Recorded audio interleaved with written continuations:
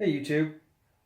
Recently I uploaded a family video from a cruise that we took, and I got some questions offline from friends and family about some of the ports of call that we made. So I thought, you know what, I'll put together something on some of the ports of calls that we've been to over the years and give you kind of what my thoughts are on those and what we, as a family, what we enjoyed and what we um, found to be lacking. So today, I just wanted to briefly talk about Belize City in Belize and give you a little bit of information about that port in case you haven't been there, and let you know a little bit about some of the stuff that we did and what our experiences have been. Um, for those of you that don't know, Belize City is in Belize country, which is in Central America. The climate there is very temperate. We've been there only in the wintertime, December and February and March. And it's always been plenty warm, mid 80s. Like all kind of coastal regions and Caribbean regions, Eastern or Western, you always have the possibility for kind of spot thunderstorms. We've never been anywhere in 15 to 20 years of traveling in the Caribbean where we've been somewhere that it's rained all day that I can really remember. So, we find that usually there'll be a rain shower in the morning, maybe in the evening or overnight, and we've never had weather really dramatically affect any of our plans, really anywhere. But Belize, we've always had decent weather. When you visit Belize on a cruise ship, there is no pier, there is no port in Belize City, at least not for cruise ships. So it's a situation where you will tender in. Your cruise ship will park offshore a few miles, and you'll take a smaller boat in from your cruise ship to the city of Belize. This is less desirable than when your cruise ship docks at a pier, because getting off the ship is more problematic. You really have to plan ahead a little bit better when it comes to getting off the ship in time to do the things that you want to do, and so it just generally takes longer. It takes maybe, I don't know, maybe 15, maybe 10 to 15 minutes for a boat ride between your ship and the pier. Once you're on the tender, it takes quite a bit of time to fill the tender up because it's kind of a slow process, and the tenders are reasonably big. I don't know how many people sit on a tender, but I would guess probably somewhere in the 200, 150. That's a guess. 150 people. So once you're in Belize City, you've got your standard kind of pier area where the tenders will drop you off.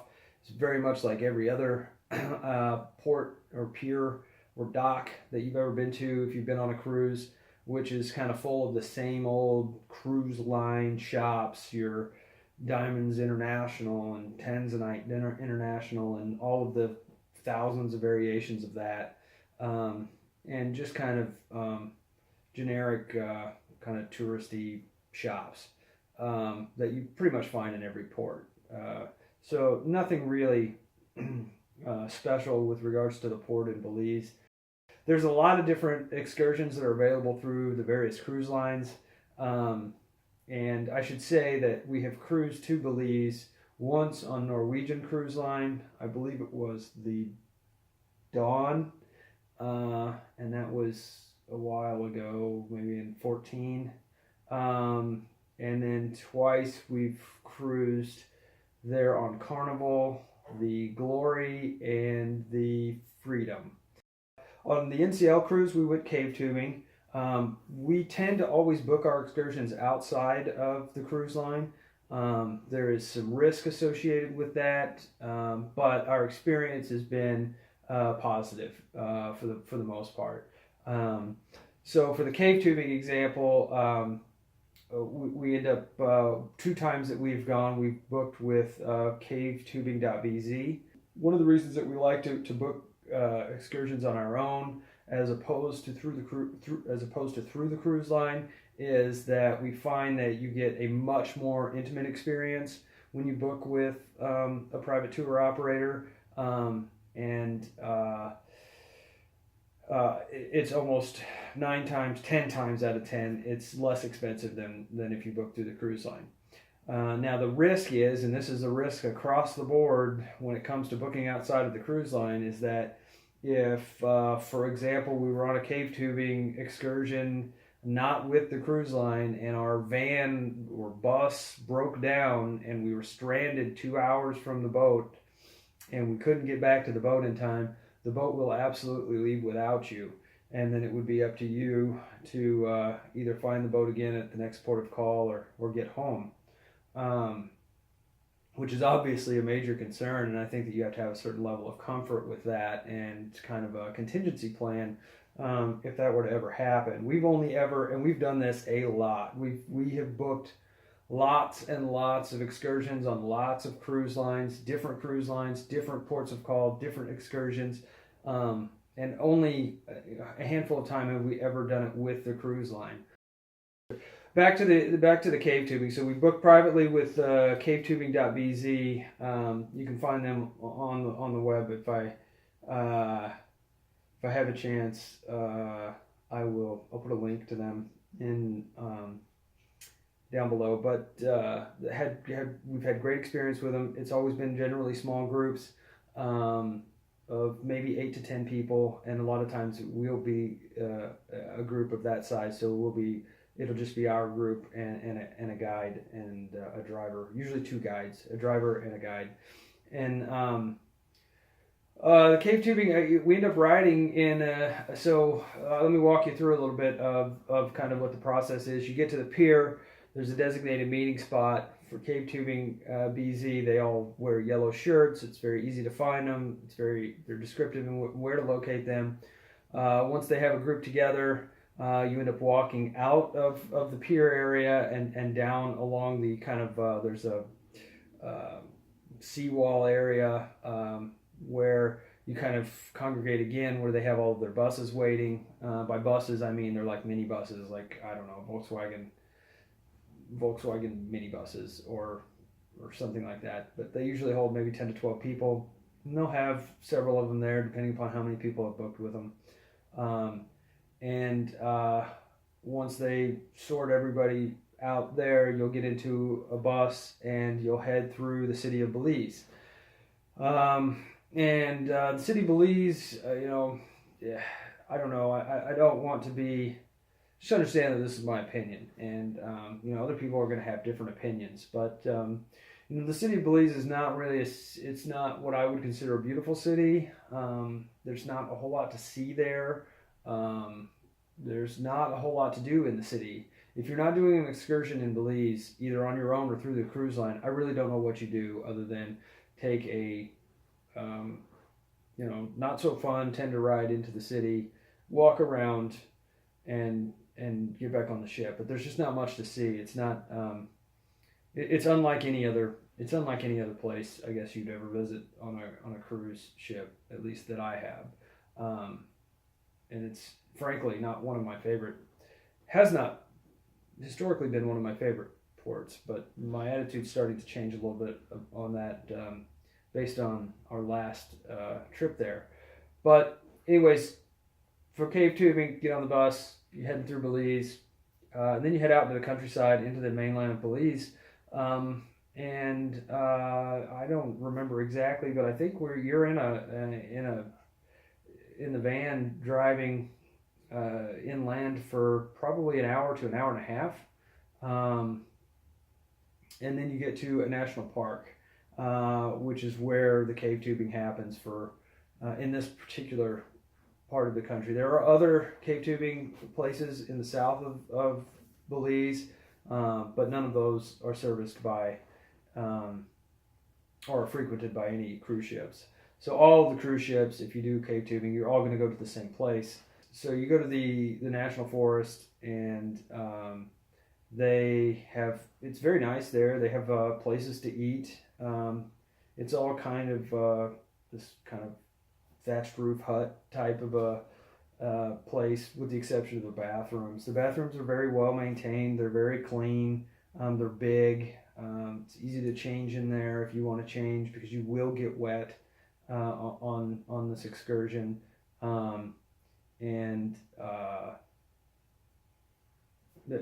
Overall, the facilities there are, you know, relatively speaking, they're decent. So you get there, they outfit you with a helmet, a headlamp, and a life jacket. And if for our excursion, because we booked with Cavetubing.BZ, and because we were private, we didn't have to carry any of our inner tubes from this entrance place to the point where you put in. So the way that it works is you get there, you get outfitted, and then you walk to the put in, and you float back to where you started. And the walk is about I guess you could consider it a hike. It's a dirt path for the most part. We had to cross the stream a few times. That was because the first time that we did it, we only crossed the stream once. This time we crossed the stream 3 times. The difference was they had heavy rains that had washed out some of the paths, and so they had to improvise, I guess. So we had to cross the stream several times, and the whole trip, the journey up, it takes from the point of where you start your hike to the put in is probably 20 to 30 minutes, I would guess. And then when you get to the area that you put in, Cavetubing.BZ already had the tubes at that location, so you didn't have to carry it up, which was very nice, because you watch these other tour groups and the groups that go through the cruise lines. They're all kind of struggling carrying these giant tubes up, and you know, there's dads that are carrying like 4 tubes for the kids and all, and it's just not very pleasant. Whereas we really got to enjoy the hike. I carry a waterproof bag that's got towels and passports and stuff and money in it, which, you know, some people won't do, but I tend to keep all that stuff with me. Some camera equipment, stuff like that. But it's a dry bag that I take lots of different places, and so most people don't have really anything that they're carrying other than maybe some cameras. But we carry that bag, and it's got everything that's essential to us in it, and so it wasn't, you know, it's pleasant. It's a pleasant little hike up. You get your tube. They tie all of your group's tubes together with rope, and you kind of float down the river in this kind of big raft of, I don't know, 10 to 12, maybe 14 tubes, all kind of in this big flotilla. And you go through a bunch of caves. I've got a bunch of video on the caves, but it's really not that great a video because it's just pretty much pitch black in there. It's a decent experience. The first time that we did it, it was a better experience because I don't know if it was the time of year or maybe it was just an overcast day, but it didn't seem like there was that many people on the river.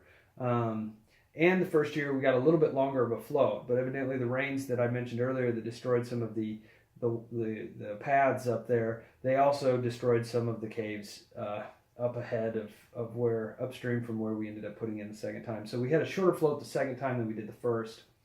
But you know, it's a decent experience and it's fun. And I'll be honest, the float for me, I grew up floating, going on float trips, going on canoe trips and camping on rivers and stuff like that. You know, the float to me was nothing all that spectacular. It was interesting to float through caves and whatnot, but honestly, The hike in was probably more worthwhile for us because our guides were just spectacular. They knew a lot about the forest.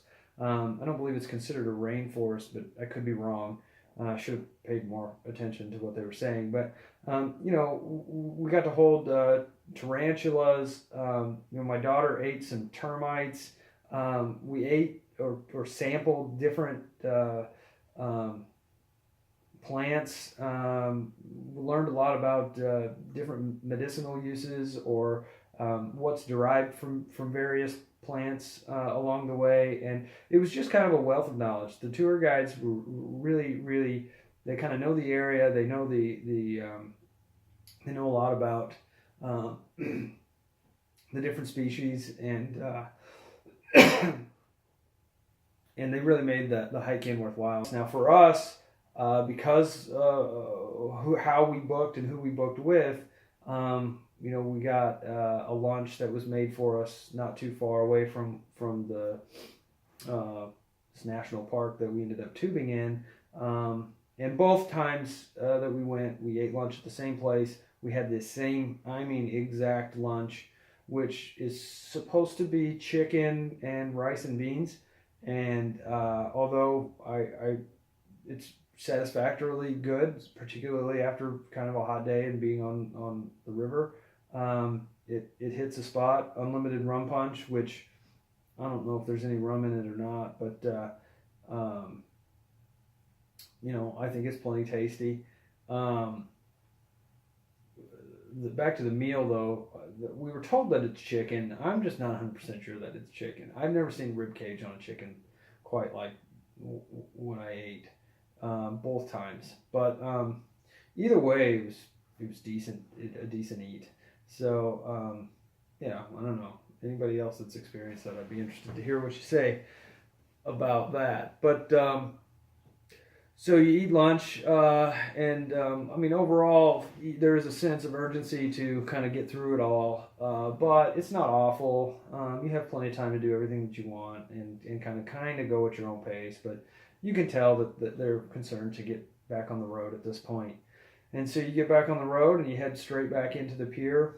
And both times we got back with plenty of time to catch the last tender back to the boat.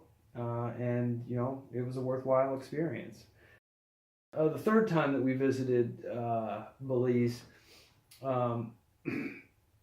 it was just my wife and I, and we decided that we wanted to see some of the outlying islands of Belize because